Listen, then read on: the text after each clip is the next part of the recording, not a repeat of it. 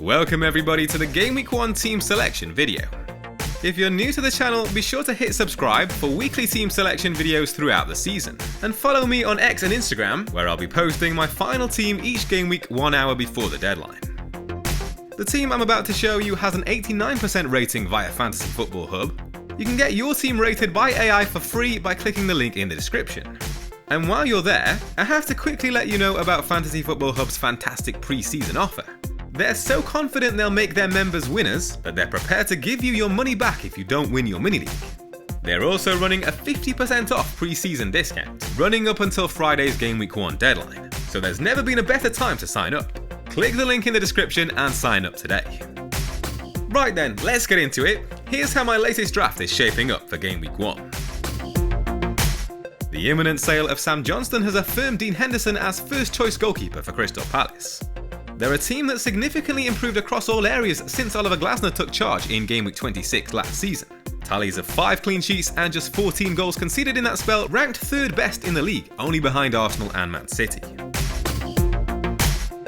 One of 5 players to keep his place from the first draft video, Trent Alexander-Arnold showcased his exquisite passing range and vision with a delightful assist for Diogo Jota in a friendly against Sevilla on Sunday. Favourable opening fixtures can help Liverpool hit the ground running under new manager Arne Slot. A positional tweak saw Man City left-back Josko Gvardiol end last season with 4 goals and 2 assists in the final 6 game weeks. The Citizens are well positioned for early clean sheets with ties against Ipswich, West Ham and Brentford in the first 4 game weeks. Taking a share of set-piece duties in pre-season, Valentin Barco is set to begin the campaign as Brighton's starting left-back in the absence of Pervis Estupiñán.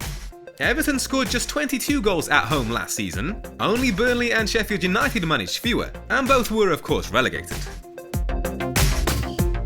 For now, Mohamed Salah keeps his place, but it definitely is under threat, with a downgrade to Bukayo Saka firmly under consideration. I really like the midfield options in the 5 to 5.5 million range, and you're likely to overlook them if you don't start with the Egyptian king.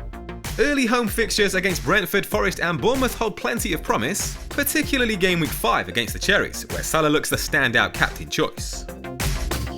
With slight concerns over Anthony Gordon's fitness after he played just 45 minutes in pre-season, I've opted for a double up with Diogo Jota. The Portuguese opened the scoring against Sevilla on Sunday with a stunning volley, improving his chances of starting down the middle against Ipswich this weekend. Last season, Jota produced a team-leading average of 8.6 points per 90 minutes, among players with at least 1 start. Following his move to Fulham, Emile Smith-Rowe scored in both of his pre-season appearances and stands out in the highly competitive 5 to 5.5 million price range. The Cottagers benefit from a promising early schedule, with matches against newly promoted sides Leicester and Ipswich in the first 3 game weeks. Another cut price gem I'm almost set on starting with is Oscar Bob, who capped off a fantastic pre-season with a man-of-the-match performance in the Community Shield. The 21-year-old looks all but certain for a starting role against Chelsea in Game Week 1, after supplying 2 goals and 4 assists in 5 pre-season outings.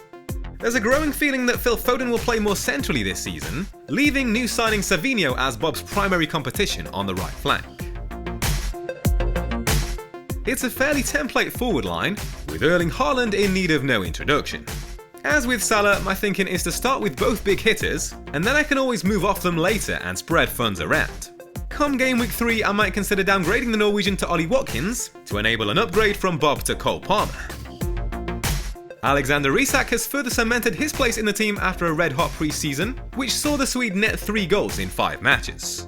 Newcastle's 49 goals at home last season were just shy of Man City's 51, emphasising Isak's potential as a Game Week 1 captain. Although João Pedro appears criminally underpriced, I've found the cash to upgrade him to Dominic Solanke following his move to Spurs. Spearheading an attack that creates chances so freely under Ange Postecoglou, I see him as a real set-and-forget option, who can build on his 19 goals for Bournemouth last season. Opening ties with Leicester and Everton offer him the chance to get up and running early. It's a fairly typical bench, with Remy Matthews serving as backup to Dean Henderson, assuming Johnston is sold.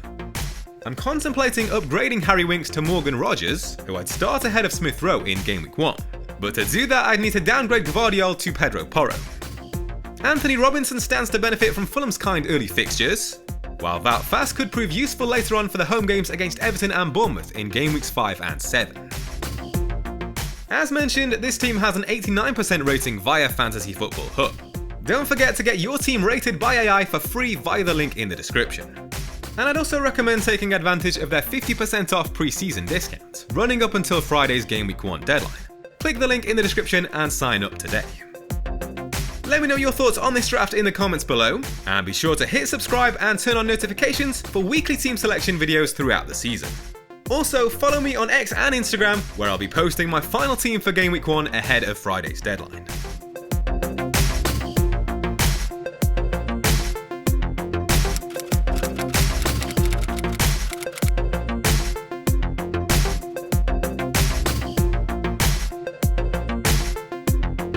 All the data included in this video is available on the Hub Opta Stats tool.